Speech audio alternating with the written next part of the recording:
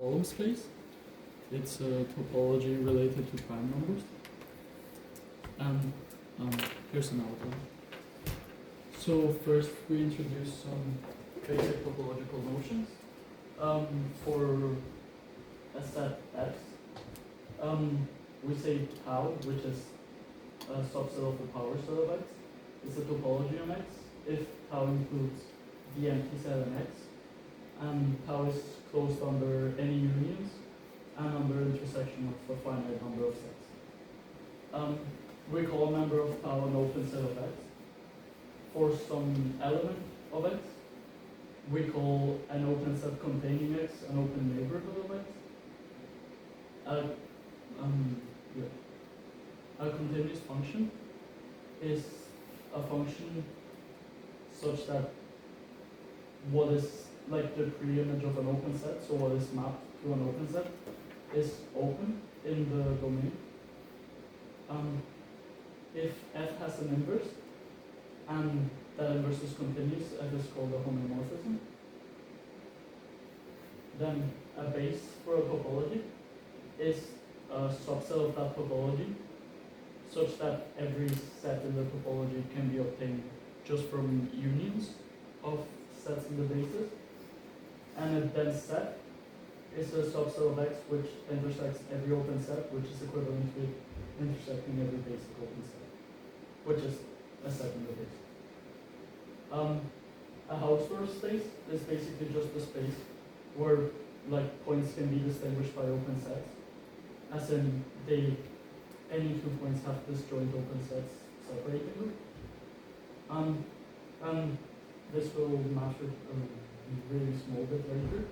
We state without proof that continuous functions to a Hausdorff space are determined by their values on dense sets. You can look at it a bit more for a second if you need.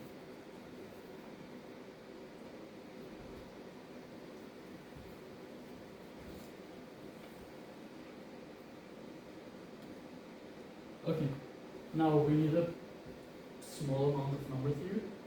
We just require the Chinese remainder theory, which you can honestly ignore the red part and just look at this part. That's what will matter later, which is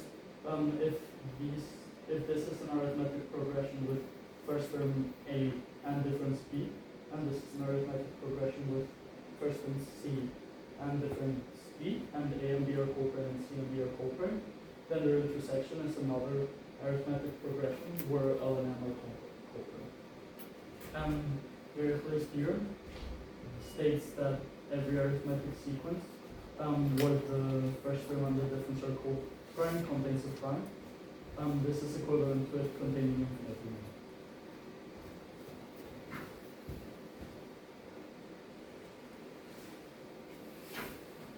So now we go through some motivation of our construction of the Golomb space. So for example, in some areas of math, multiplicative functions on the integers are nice since they are determined by their values at prime powers.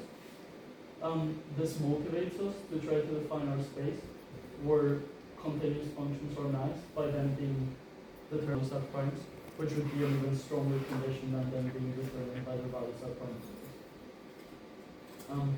Now, since as we stated previously, functions to a Hausdorff space are determined by their values at dense sets, we want to construct the topology on the Golomb space through a basis in which each set intersects the primes, as this would make the primes dense and therefore functions determined by their values at primes. And as we know from Dirichlet's theorem, every arithmetic progression is intersected by a set of primes. So we would love to take this as a basis, but we need to check that under intersection we still get these. However, that is exactly what we just described with the Chinese remainder theorem. Hence, we can take as a basis for our topology the set of arithmetic sequences where the first term is coprime to the difference, and we will have that primes are density. And that is how we build our construction for the Golomb space.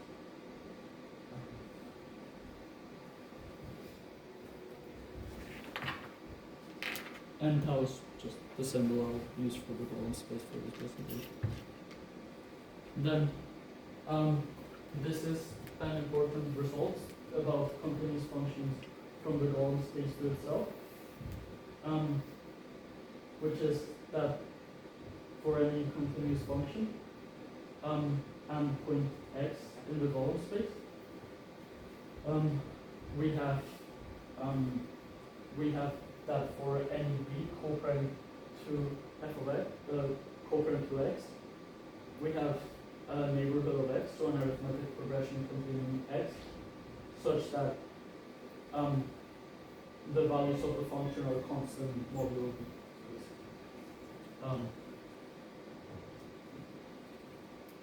And we will prove this further.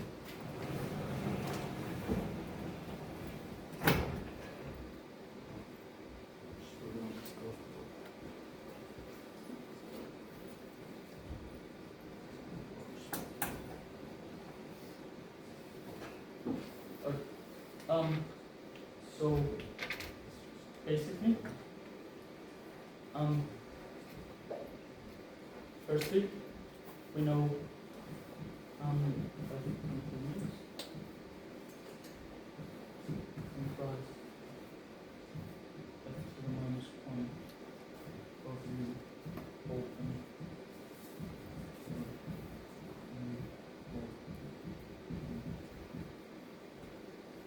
space. So this is the definition of continuity.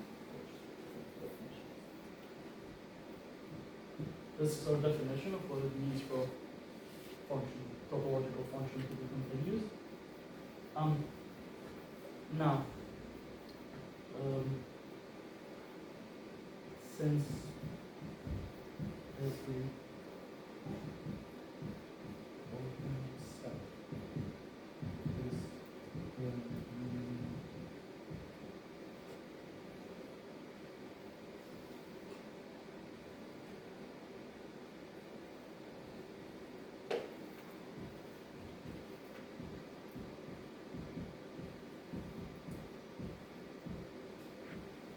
so,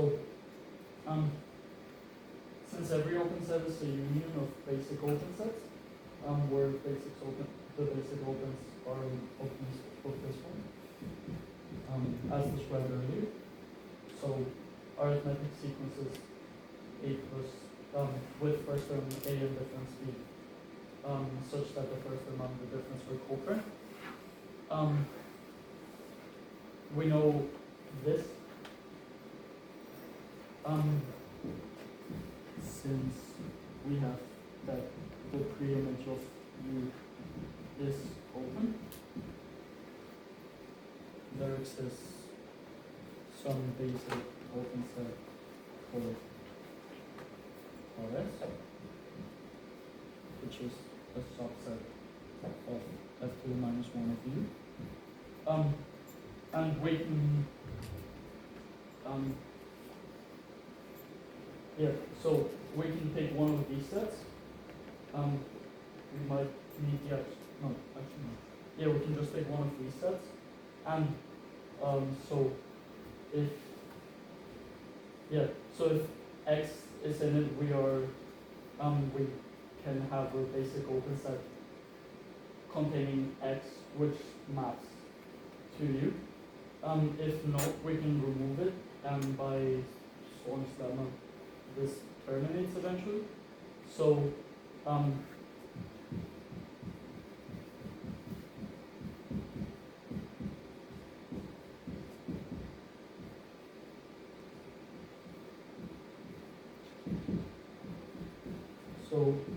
eventually we can get a basic open set containing x, and then by just replacing the first term with x, we have this basic open, such that its image is in U for any open set U we choose. But we can just choose for any B. We can choose U equals B f of x B. Sorry, this should be. So we can choose this to be our open neighborhood, and hence we will have that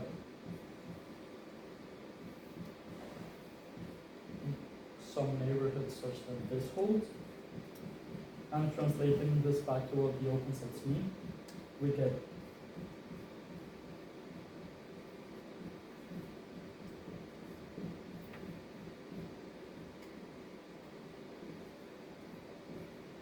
which is what we originally wanted. And the last step is just translating from arithmetic sequences to complete. So basically we prove that the residue class of x mod sum A is constant under f mod B for any B we choose coprimality. So this theorem is important. We will see this later.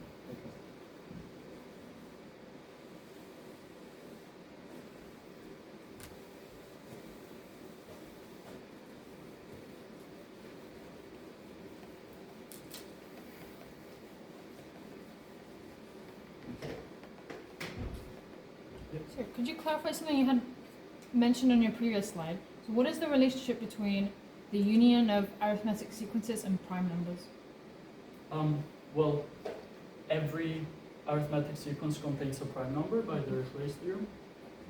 So the union of arithmetic sequences also contains a prime number. And every open set is the union of arithmetic sequences. So every open set contains a prime number, so the primes are dense in their space.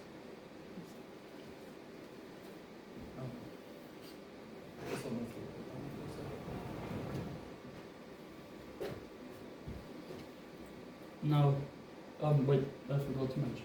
It's also known that there's like the cardinality of the real number of such continuous functions, if you happen to care for some reason.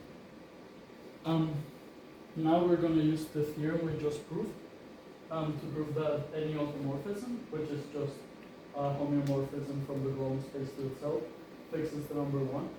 Indeed, basically the same strategy of proof we're going to use can be extended to show that the only automorphism of the space is the identity map. There's also a much uglier proof.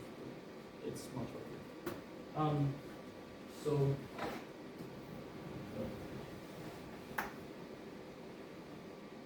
basically,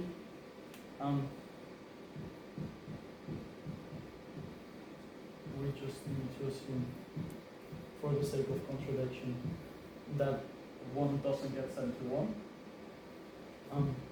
Then there exists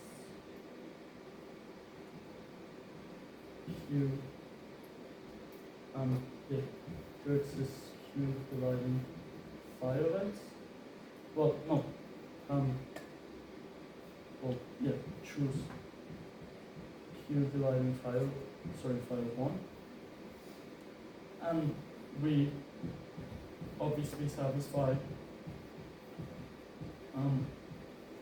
that the greatest common divisor of Q and 1 is 1. So we can take the following. We can take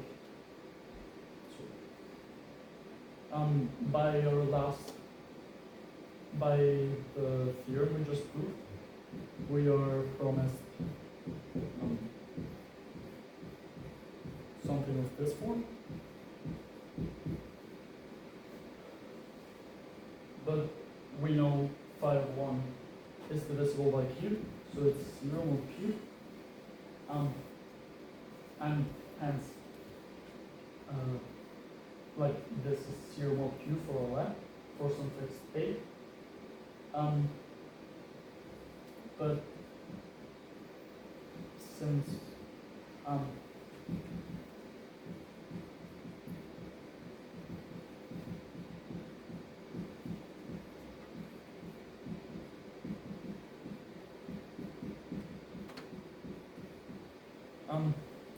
so since we have phi as an automorphism, then it has a continuous inverse by the definition we stated.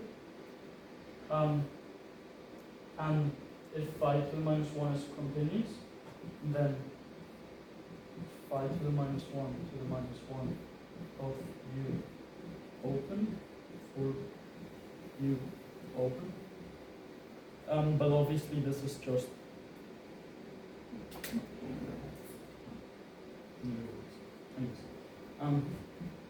but obviously this just means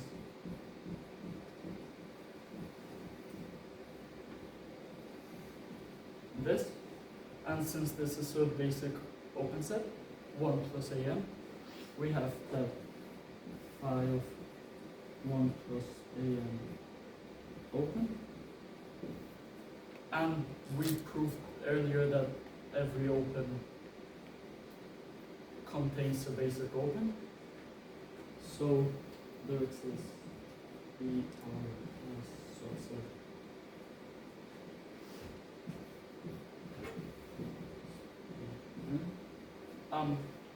and we've proved here that every, sure, let me just make this aside.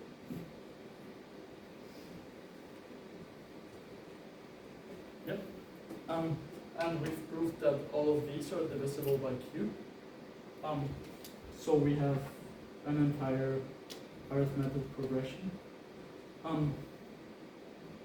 where R and S are coprime, but everything is divisible by q.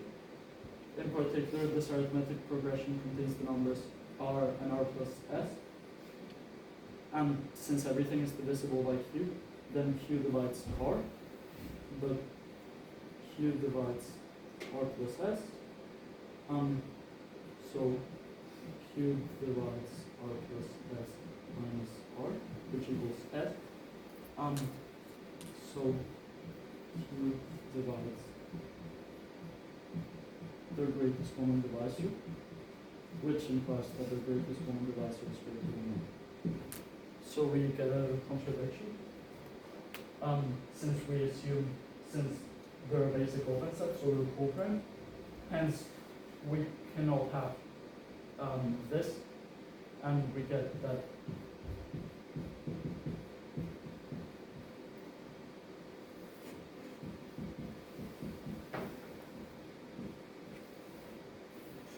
and we get this, which is what we started.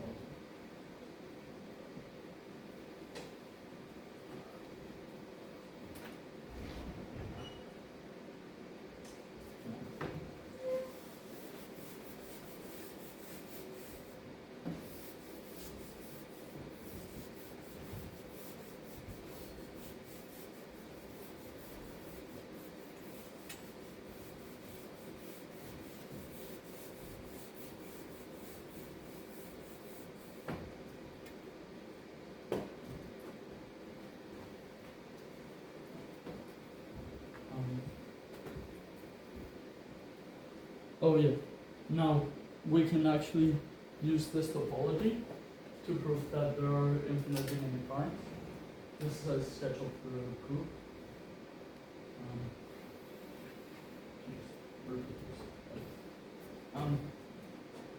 So basically,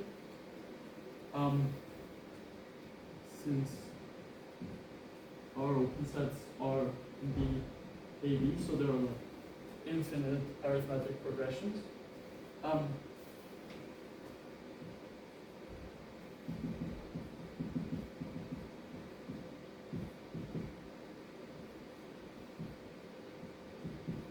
Any open set, because it is a union of our basic sets, is infinite. This will be important later. It's just the lemma we will use instead. Now, we want to prove that the sets of multiples of P is closed, because then if there are finitely many primes, the union of closed sets is closed, so its complement is open. Also, a closed set is just a complement of an open set.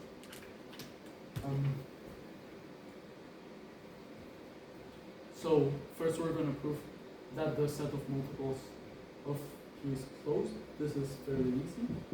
So, yeah. So if you just take the, so if we take MP to be the set of multiples of P, then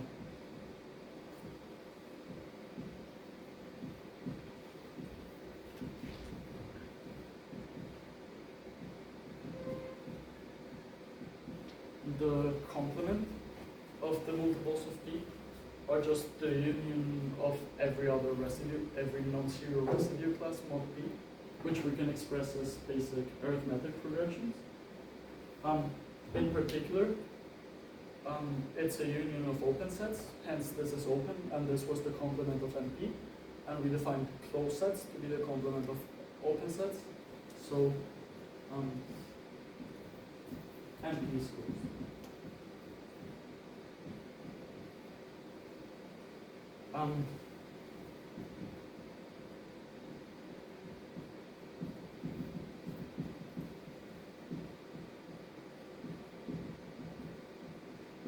Now, the union of finitely many closed sets is closed. So if we assume there are finitely many primes, since NP are closed, then if we just take the union over all primes of NP, we have that it is closed. It's the union of finitely many closed sets. And since closed sets are the complement of open sets, we have that its complement is open.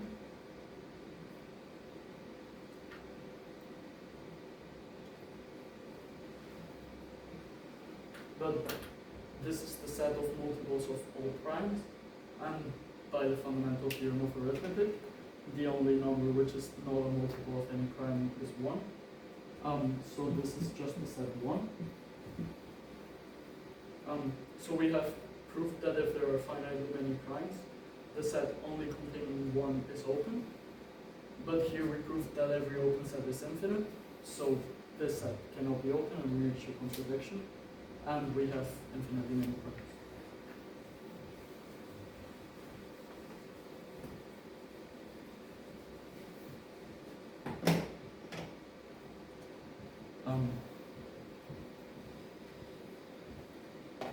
And now we're just going to introduce some other similar space.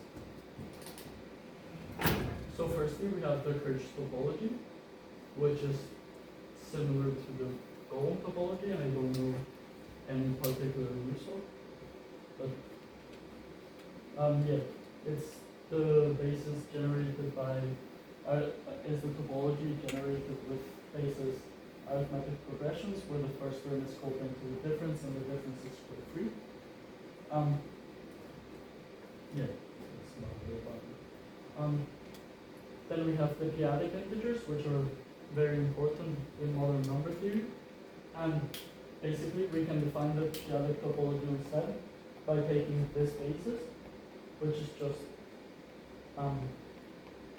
for any difference, for any integer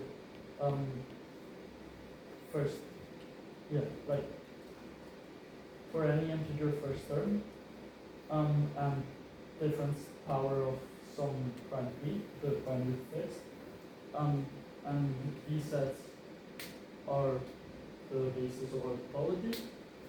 And for example, we can define a metric on this space, which is just a measure of distance, by two integers being closed if their difference is divisible, closed if their difference is divisible by a large power of p.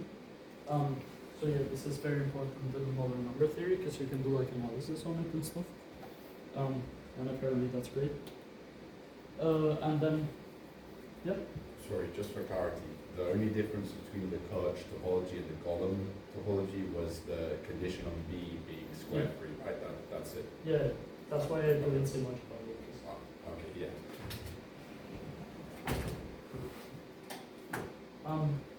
Yeah, so your confidence in the thought that I'll just say it really is. So the Furstenberg topology set is generated by the basis of just all arithmetic progressions, but this time we're taking, we can multiply b by any integer rather than natural numbers. And then it actually has important connections to the p-adic numbers, which I guess makes it somewhat relevant. So basically the topology generated by B is the subspace topology used on Z as a subset of the cofinite integers, which are just the set of infinite sequences of remainders under some topology. The Chinese remainder theorem, well, a more interesting application than we've seen of the Chinese remainder theorem gives us that the cofinite integers are isomorphic to the direct product of the p-adic topologies on the integer. And hence the Furstenberg topology is the product of the p-adic topologies restricted to the integers.